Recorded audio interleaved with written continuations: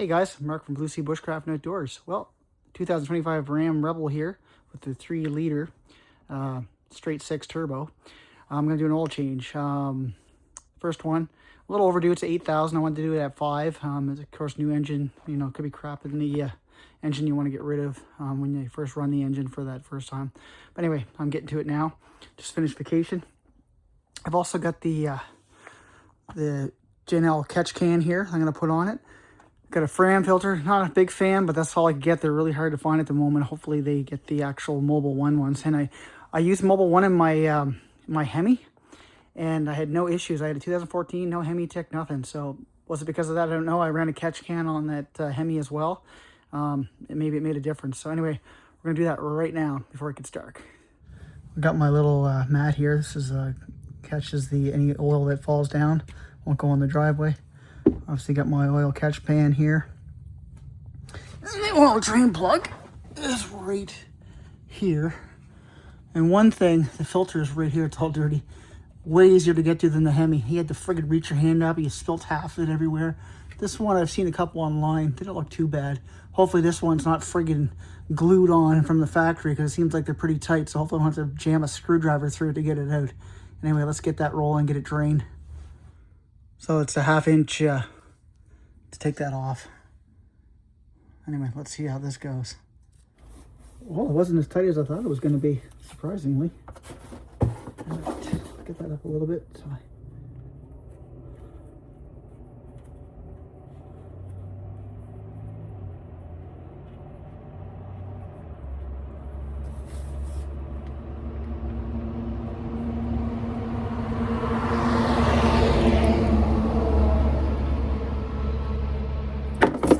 Well, I got it out. All right. Where's the nut? There it is. There we go.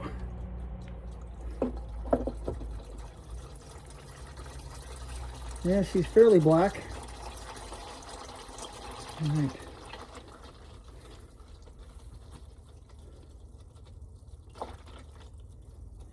A lot darker than I thought it was going to be.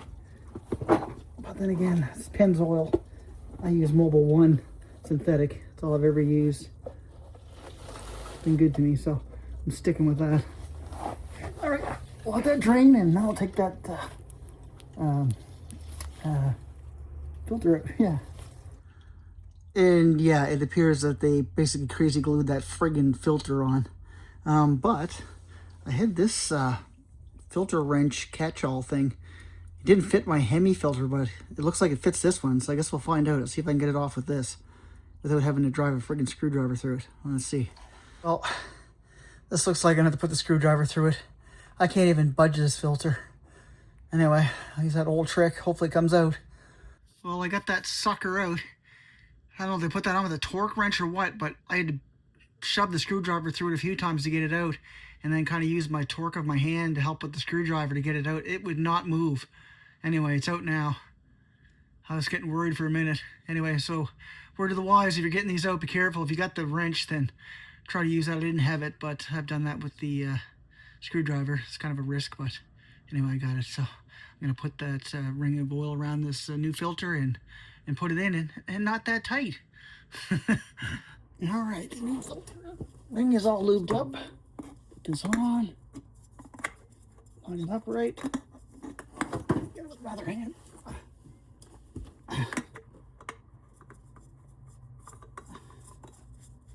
So she's snug there.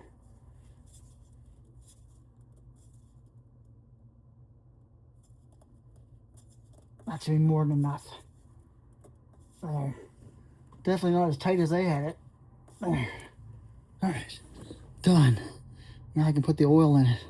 So this truck takes 7.1 liters of oil. Alright. Put this in the truck. Finally got, like I said, that filter was a friggin' massacre. Anyway, I got it off. All right, let's get this oil in. All right, let's get this cap off. Okay. All right, so we're gonna put one whole jug in, and then we'll have to put the rest to even that out. 7.1. All right, get that done now. So I'm using the truck and SUV one from Mobil 1.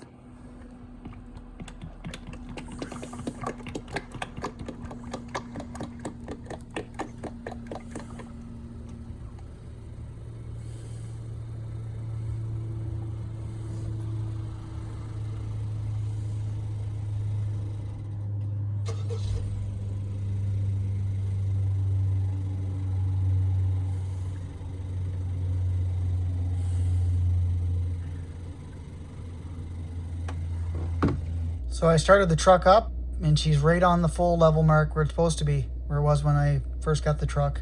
I know some people said they were having issues by putting the amount that's in the book, the 7.1 liters, but I had no issue here, and I just hit the reset button and back at 100. I can see if I can scroll over to that. Yeah, see right there on the left, that's 100% now on the oil life, so it worked for me. But I said, like, some people were having issues. I noticed on some of the posts there when it came to the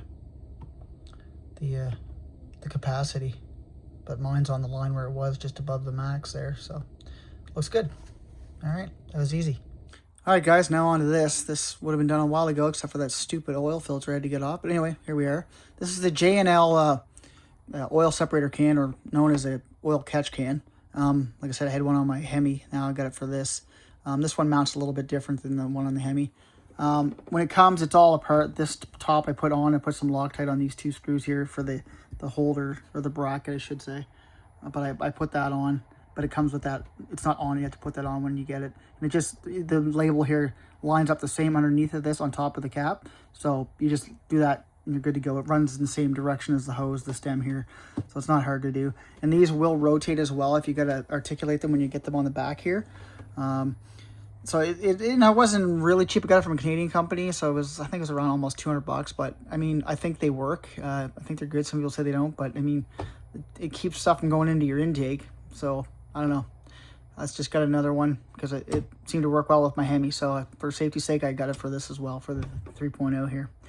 And I also got this blow-off valve. I've heard mixed reviews. I'm not sure if I'm going to put it on or not. I'm still thinking about it. I'm waiting for the S&B cold air intake to stick in there, but they're, I don't know, like they do, I think, a lot of testing, and I think they're finding issues or something. So anyway, I'm waiting for that. So eventually I'll have that on there, and maybe AFE exhaust. That sounds really good. So, or some other one. We'll see. I mean, it's not the Hemi, but give it a little more sound. Anyway, let's get this thing installed. So J&L, they give you a nice little sticker and stick on somewhere. I'll just put it somewhere. And then you got these QR codes and mileage, and you service your separator. So you can stick those on if you want. And they've got a nice little QR code in that for installation instructions. So pretty good that way. So I don't know if you can see it or not. Anyway, this is the part number for the 2025 Ram 1500 Rebel with the 3-liter straight 6 turbo. And that's the part number there, 3098 Delta. So all you need is a socket, an extension to take off the cover, a 1/2-inch socket, and a 5/8, and a Phillips screwdriver when you put the top on here for these two screws. So you need this 13 millimeters is the other one you need socket. It's to take off the back cover back here. There's a bolt right in the back here, and you just pop these off the grommets that are underneath here, and then you just take that off, and you can pull this cover right off. So that's the one you take off the back cover here to get it off, and you're good to go.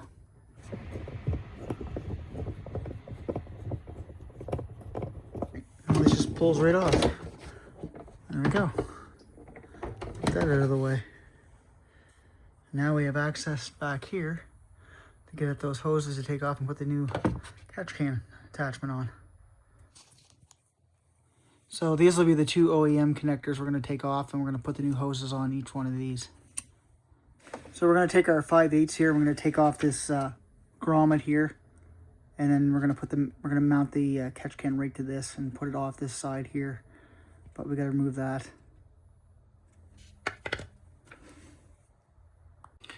Now to remove these, this has one push button to get it off, and this one has 2 on each side to get it off. Let's see if we can get this one off. Where is that push button? No, top. Yeah, I think it's the top.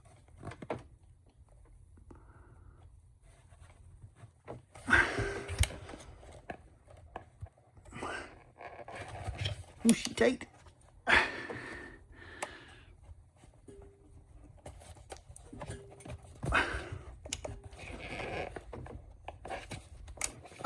Had it off. Right, I'm gonna get my 2 hands on that. I got it off. I had to push pretty hard on that one to get that out. It pulled off though. All right, let's try the other one. Now this one has the 2 red tabs. So let's see if I can push them. Get my hands in here.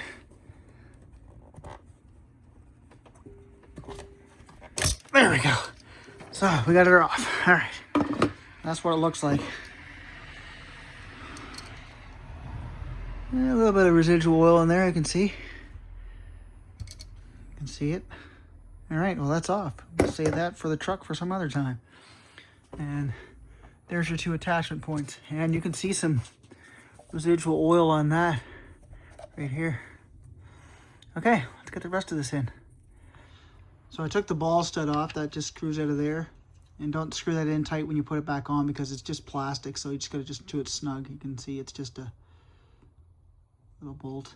So yeah, just when you take that off, just you're going to put your catch can on there. But like, don't screw it too tight when you put it back on. So you're going to have your 2 lines coming off. One will go down through there, and the other one snakes down through here and in between that electrical connector down there. Kind of hard to see, but yeah, once you get those there, you route those through. There you go. And then we'll mount them up in a second here down on there again. And before we connect the hoses, we'll put the bracket on the mount here. And like I said, screw that down just till it's nice and snug, but not too tight that you're going to strip out the plastic. And then we'll connect the hoses on the other end. All right, I didn't snug this down yet till we get the lines attached. So this outside line in the front of the truck follows down, goes underneath this coolant line, goes in, and this is going to hook onto your PCV valve right here. And if you have to, you can turn these if you need to articulate it to get it to go on right. So we'll put that one on. There, she's clipped in. She's tight. Then we'll do the other one here. There you are. That one seems pretty good already. And she's on. So there you go. And they route like that. And right back to the catch can. Or oil separator can as they call it. So now we can snug this back down.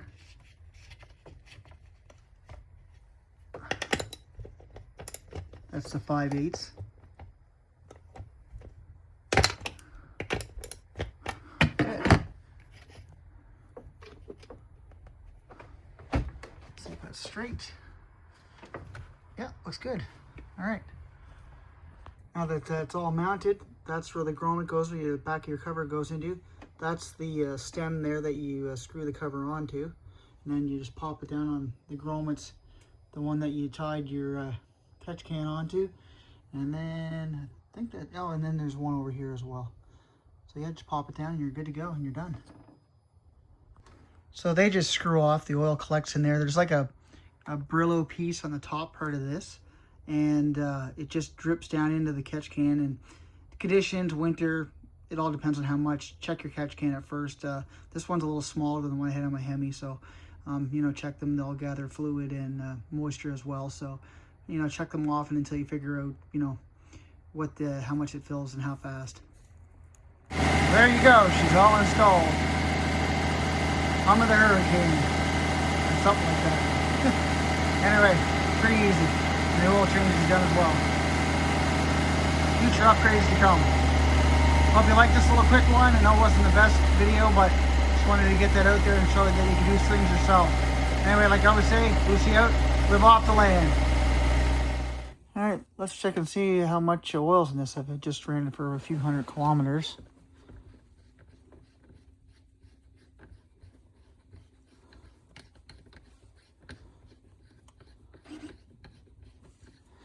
Enough threads on it. Never fall off.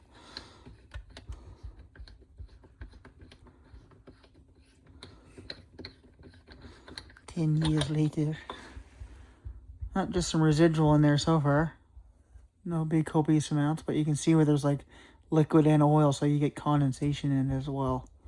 That happens more in the colder temperatures. Well, there you go. That's a few hundred, and that's all that's in there so far, just a drip in the bottom.